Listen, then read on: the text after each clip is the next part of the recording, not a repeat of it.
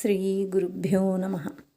శ్రీ నిత్యానందుల వారు ఇలా చెప్పి ఒక్క క్షణం ఆగి ధ్యానంలో దివ్య దర్శనాన్ని పొందుచుండుట గమనిస్తున్న విద్యాసాగరుడు వారు కన్నులు తెరుచుటతోటే ఆతృతగా, స్వామి గురుదేవా, శ్రీ సముద్రుల వారు గూఢార్థంగా సూచించితే ఉద్ధవస్వామి బహుళార్థం వచ్చే విధంగా పద్యం చెప్పారన్నారు తమరు.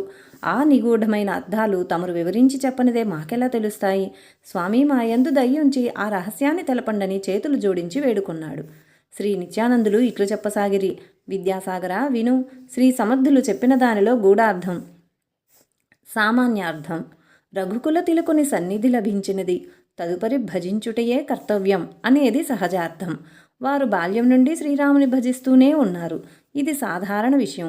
తంజావూరు నుండి శ్రీరాముల విగ్రహాలు కూడా బహుళ పంచమి రోజునే వచ్చినాయి. ప్రతిష్ఠ కూడా చేశారు. అష్టమి రోజున శ్రీరాముని సన్నిధి లభించిందని, భజన చేయండని చెప్పడంలో మరొక అర్థం ఇమిడి ఉండాలి. గూఢార్థం, తాము ఈ దేహాన్ని విసర్జించి శ్రీరాముని సన్నిధికి చేరుకుంటాము. శ్రీరాముని భజించితే గురువు మరియు శ్రీరాముల వారిరువురి సాంగత్యము భక్తులకు లభించగలదని సూచనగా తెలిపారు. విద్యాసాగర, ఉద్ధవస్వామి సామాన్యులు గారు. వారు గురుదేవుల సూచనలో గూఢార్థాన్ని గ్రహించుకున్నారు. ఎందుకంటే వారు నిరాహారులై ఉన్నారు. శ్రీరామనవమి రోజున్నే చాపల్ మఠంలో ప్రార్థన చేశారు. ఆ తర్వాత సకల విషయాలలో నిర్లిప్తంగా ఉన్నారు. కొద్ది రోజులైనా సహవాసం మీకని చెప్పారు. కావున ఉద్ధవస్వామి తన గురుదేవుల సూచనను గ్రహించారు. అందుకే ఇలా చెప్పారు. సామాన్యార్థం, శ్రీరాముల సన్నిధి మనకు లభించినదని గురుదేవులు చెప్పినందున, ఓ మనసా, శ్రీరాముని భజించితే ప్రతిదినమో శ్రీరామనవమి పండుగే సుమా, అతి శీఘ్రంగా కార్యమును సాధన చేత సిద్ధింపజేసుకోవచ్చునని చెప్పుట సాధారణ అర్థం.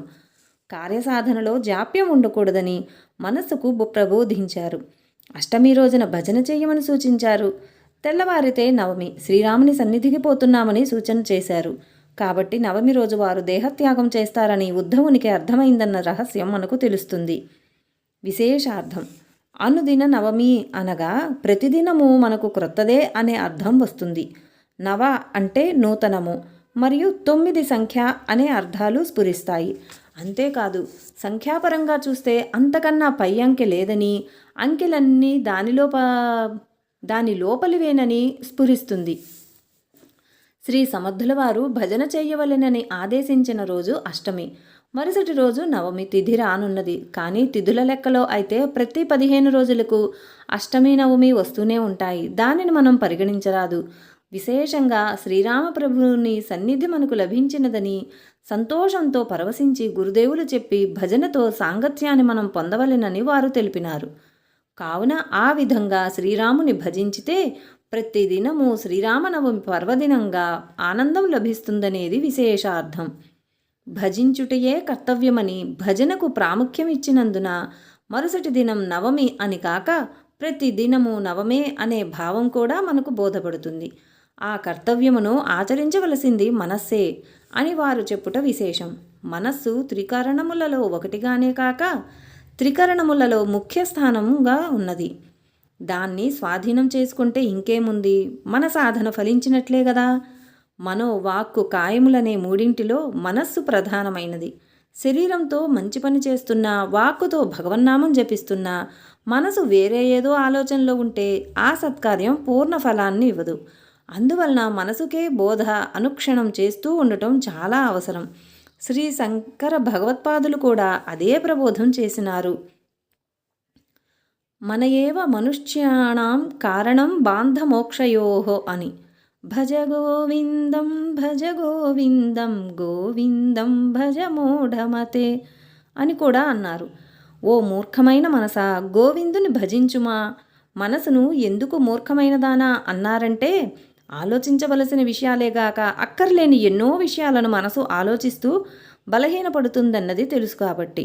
అందువలన దాని కర్తవ్యాన్ని దానికి ఎప్పటికప్పుడు మనం ప్రబోధించవలసిన అవసరం ఉంది కాబట్టి ఆ విషయాన్ని ఇక్కడ ఉద్ధవస్వామి స్పష్టంగా చెప్పాడు. అంతరార్థం, అష్టమి నవమిల విషయమై పరిశీలన చేస్తే అష్టవిధ ప్రకృతుల సంపుటీకరణమే ఈ దేహం. భూమి, నీరు, నిప్పు, వాయువు, ఆకాశము, మనస్సు, బుద్ధి, చిత్తము. అందు నవమ సంఖ్య పరమాత్మ చైతన్యం చేరుట వలన సకల కార్యసిద్ధి అనగా సకల కార్యములు బాహ్యాభ్యంతరములలో జరగవలసిన పనులు జరుగుచున్నవి. 9తో అతి శీఘ్రంగా కార్యసిద్ధి కలిగించుకో మనసా. బహుతల గబగీనే కార్యసిద్ధి కరావి అని చెప్పారు. నవమ సంఖ్యతో గుర్తించబడే చైతన్య స్వరూపుడైన జీవుడు ఈ అష్టవిధ ప్రకృతులతో కూడిన దేహాన్ని ధరించినందులకు జన్మరహస్యాన్ని తెలుసుకొని లక్ష్యాన్ని చేరుకోవాలి. మానవ జన్మకు లక్ష్యమైనది మోక్షం. దానిని సాధించుటకు త్వరపడకపోతే ఈ శరీరం నశించిపోయేదే గనుక ఏ క్షణాన్నైనా పుట్టి ముంచుతుంది. నవమ సంఖ్య అయిన జీవుడు అష్టమ సంఖ్యతో ఉండే శరీరం ఉండగానే నిత్యానిత్య వివేకాన్ని పొందాలి.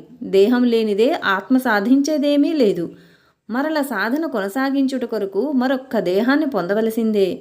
జీవుడు పోయిన తర్వాత దేహం చేయగలిగింది ఏమీ లేదు, మట్టిలో కలియుట తప్ప. అందుచేత జీవుడు దేహం ఉండగానే సాధనకు మనస్సును, శరీరాన్ని సిద్ధం చేసుకోవాలి. సాధన చేత పరమాత్మను నమ్మి ఆయన శక్తి విశ్వమంతటా ఎట్లు వ్యాపించి ఉన్నదో గ్రహించాలి.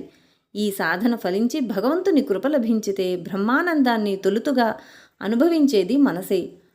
ఆ ఆనందం చేత శరీరం పుష్టిని సంతరించుకుంటుంది. కావున దేహం నశించేలోపు శాశ్వతుడైన పరమాత్మతత్వాన్ని ఆవిష్కరింపజేసుకుంటే జీవాత్మ దివ్యాత్మగాను, దేహము దివ్యదేహంగా మారుతుంది. అప్పుడు ఈ దేహానికి సంకేతించబడిన నామం కూడా దివ్యత్వాన్ని పొందుతుంది. సకలమో పరమాత్మకు ప్రతీకలుగా గుర్తించబడతాయని శాస్త్రవాక్యం. విద్యాసాగర, అందుకని పనికిరాని దేహంతో పనికి వచ్చే పనులు చేయండి అంటారు పెద్దలు. ఈ తత్వాన్ని గ్రహించుకుంటే ప్రతి దినము నవమి పర్వదినం అని తెలియాలి. అనగా నూతనమైన తేజస్సు లభిస్తుందని అర్థం. శ్రీరాముని సన్నిధిలో చేయబడే ఈ భజనతో ఈ అష్టమికి ప్రతీక అయిన శరీరానికి మనసు ద్వారా ఆనందం, తేజస్సు, తద్వారా బలం చేకూర్చున్నవి. ఈ దివ్యానుభూతి మనసు ద్వారా శరీరానికి లభిస్తుంది. అదే కార్యసిద్ధి. దీని ద్వారా పరమాత్మ, జీవుడు, శరీరము, మనసు వీటన్నింటికి ఉండే అవినాభావ సంబంధాన్ని గ్రహించుకోవాలి. భజన అనే ప్రక్రియ జడమైన శరీరాన్ని పుష్టివంతం చేస్తున్నది. ఆ కార్యసిద్ధి మనసు ద్వారా జరగాలి. శరీరం లేనిదే మనసుకు స్థానం లేదు. కాబట్టి శరీరాన్ని ఉపయోగించుకుని మనసు పరమాత్ముని భజించి ఆనందాన్ని తాను అనుభవించేటప్పుడు శరీరం కూడా పరవశిస్తుందని దీని భావం. ఆ పరిస్థితి ఎప్పటికప్పుడు నవమిగా భాసిస్తుందని, అనగా నూతనంగా భాసిస్తుందని కూడా అర్థం చేసుకోవాలి. సూక్ష్మార్థం. విద్యాసాగర, మరొక్క కోణం నుండి మన దృష్టి సారిస్తే వింత వింత అర్థాలు గోచరిస్తాయి. అష్టమి నాటి చంద్రుని కళల గురించి చూస్తే శుక్లపక్షంగానే కృష్ణపక్షంగాని అష్టమి నాడు అర్ధచంద్రుడు ఉంటాడు. సగం చీకటి సగం ప్రకాశంతో ఉంటాడని అర్థం. శ్రీరామనవమి శుక్లపక్షంలో వస్తుంది కాబట్టి శుక్లనవమి నుండి చంద్రుని ప్రకాశం క్రమంగా పెరుగుచూ పూర్ణిమ నాటికి నిండు చంద్రుడై పూర్ణంగా ప్రకాశిస్తాడు. ఈ సంకేతం ప్రకారం అన్వయం చేసుకుంటే అష్టవిధ ప్రకృతుల సంపుటియే ఈ శరీరం. ఇది ఏ అష్టమి చంద్రునిలోని సగము చీకటి అని తెలుస్తున్నది. అనగా అజ్ఞానపు చీకటితో ఉంది. మరి సగం ప్రకాశం కూడా ఇందులో ఉన్నది కదా. అదే 9వ సంఖ్యకు ప్రతీక అయిన జీవుడు. నిజంగా జీవుడు పరమాత్మ యొక్క అంశమే. అది తెలుసుకోవాలంటే ఆ జీవుడు మనస్సును వశమందుంచుకొని భగవంతుని భజించబూనుకొంటే, అనగా క్రమంగా వెలుగువైపునకు ప్రయాణించితే శుక్లపక్ష చంద్రుని వలె పరమాత్మతత్వమును నిదానంగా గ్రహించుకుంటూ జ్ఞానప్రకాశాన్ని నింపుకుంటాడు మానవుడు. అందుకే భజన ద్వారా సాంగత్యంను వృద్ధి పొందించుకో మనసా అన్నారు.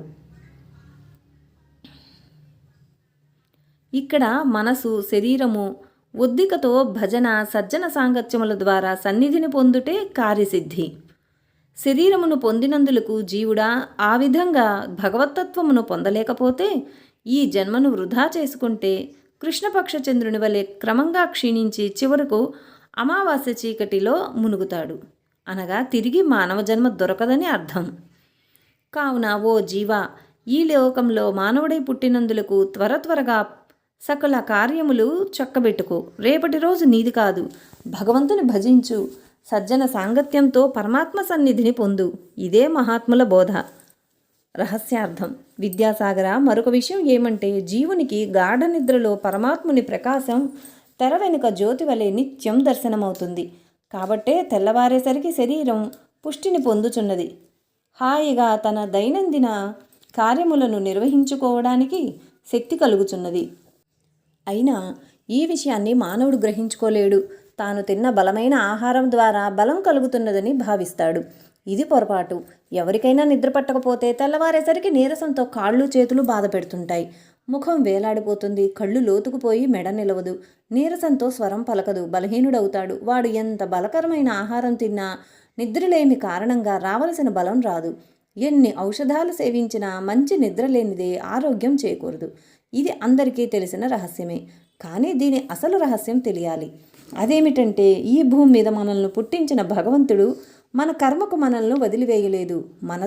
మనలోనే ఉండి కష్టసుఖాలలో పాలు పంచుకుంటూ మన జీవితాన్ని నడిపిస్తున్నాడు. నిత్యం గాఢ నిద్రలో ఆయన ప్రకాశాన్ని మనం దర్శిస్తున్నాము. బలాన్ని పుంజుకుంటున్నాము. మరొక్క రహస్యం కూడా తెలియాలి. గాఢ నిద్రలో జీవుడికి దర్శనమైనను శరీరానికి పుష్టి కలుగుచున్నది కదా. ఆ స్థితిలో మానవుని మనసు ఆ ఆనందాన్ని అనుభవించడం లేదు.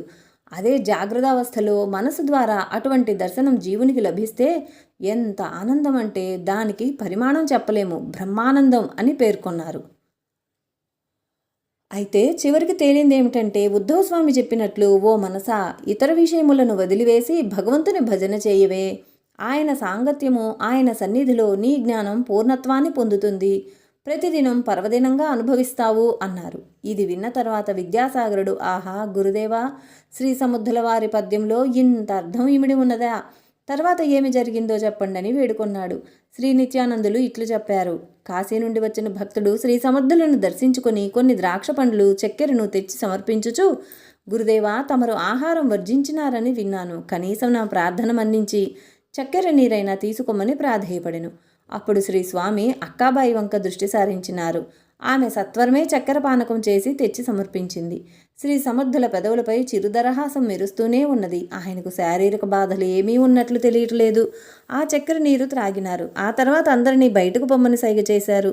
అక్కాబాయి, ఉద్ధవ్ గోస్వామి ఇద్దరే ఉన్నారు. అక్కాబాయి శ్రీ స్వామిని, దయచేసి మంచం పైన ఉండండి, ఎందుకు క్రిందకు దిగారని వేడుకొన్నది. ఆమెతో, సరే నీవే లేపి మంచం పైన పడుకోబెట్టు అన్నారు. ఉద్ధవ్ స్వామి, అక్కాబాయి ఇద్దరూ ప్రయత్నించారు. వారిని లేపలేకపోయినారు. వెలుపల ఉన్న శిష్యులను 10 మందిని పిలిచారు. అందరూ పట్టినా లేపలేకపోయినారు. అప్పుడు ఉద్ధవ్ స్వామి, గురుదేవా, మేము కదిలించలేము, తమరే లేచి మంచం పైన కూర్చుండాలి అన్నాడు. అందరినీ బయటికి పొమ్మన్నారు. అక్కాబాయి, ఉద్ధవ్ మాత్రం ఉన్నారు.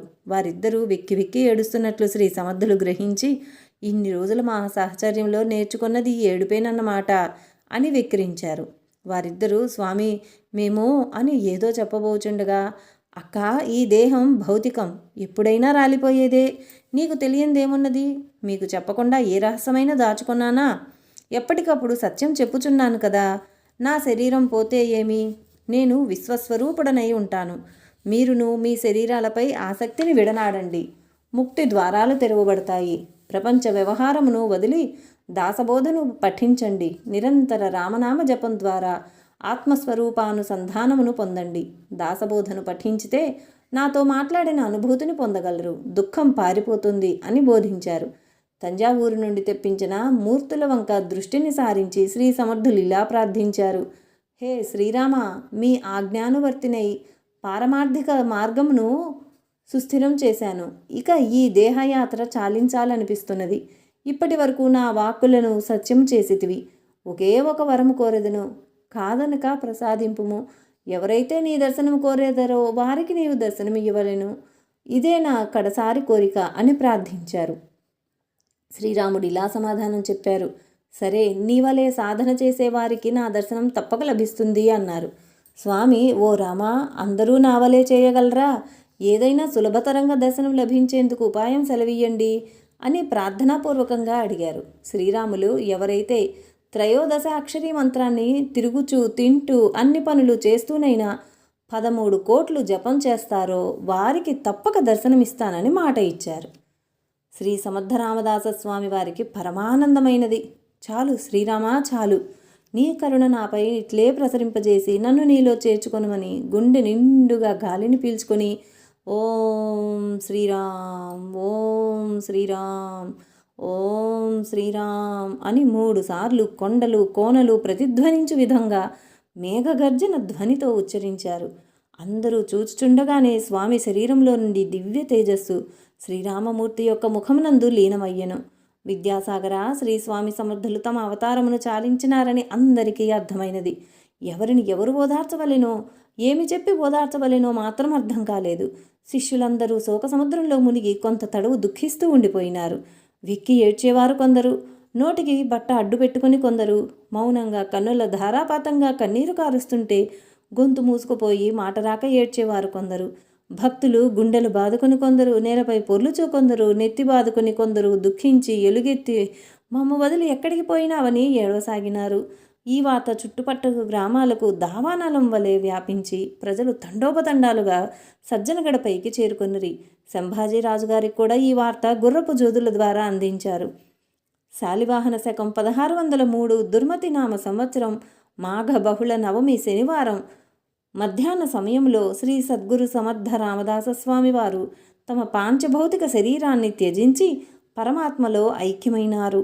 కారణజన్ముడైన సమర్థులు భౌతికంగా ఈ భూమిపై 66 సంవత్సరాలున్నారన్నమాట. ఆయన భౌతిక దేహాంతం తర్వాత కీర్తికాయులై ఉన్నారని తర్వాత శ్రీరామదాస సంప్రదాయ భక్తులెందరికో అనుభవమైనది. రాత్రింబవళ్ళు దగ్గరుండి సేవలు చేసిన శిష్యులు గురుదేవుల బోధలను జ్ఞప్తికి తెచ్చుకొని ఊరడిల్లినారు. ఒకరినొకరు ఓదార్చుకున్నారు.